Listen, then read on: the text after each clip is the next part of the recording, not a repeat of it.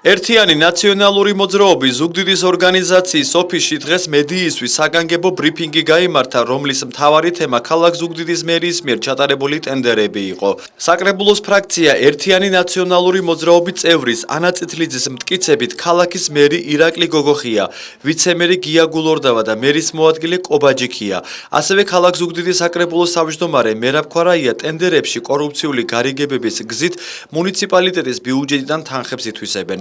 საკრებულოს ოპოზიციური ფრაქციის წევრის განცხადებით, მერის მიერ გამოცხადებულ ტენდერებს ძირითადად ისეთი კომპანიები იგებენ, რომელთაც დასახელებული მაღალი თანამდებობის პირებთან მეგობრობა ან ნათესაური კავშირი გააჩნიათ.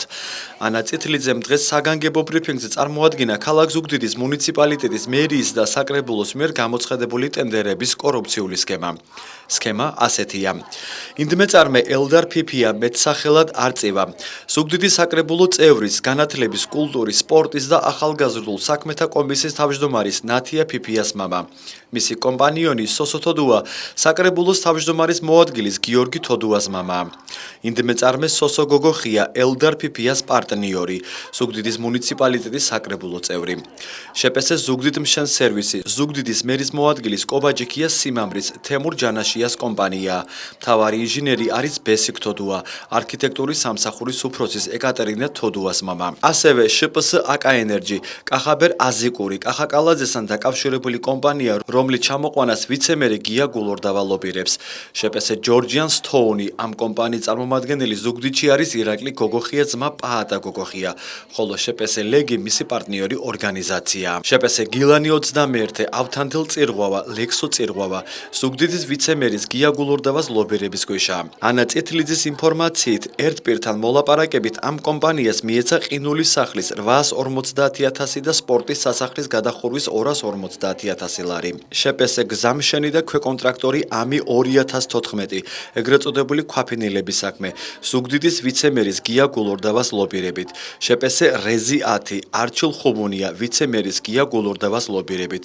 შეპესე კავკას ენერგო, ვიცე-მერის გია გულორდავას ლობირებით. აცხადებს საკრებულოს ფრაქცია ერთიანი ნაციონალური მოძრაობის წევრი ანა წითლიძე.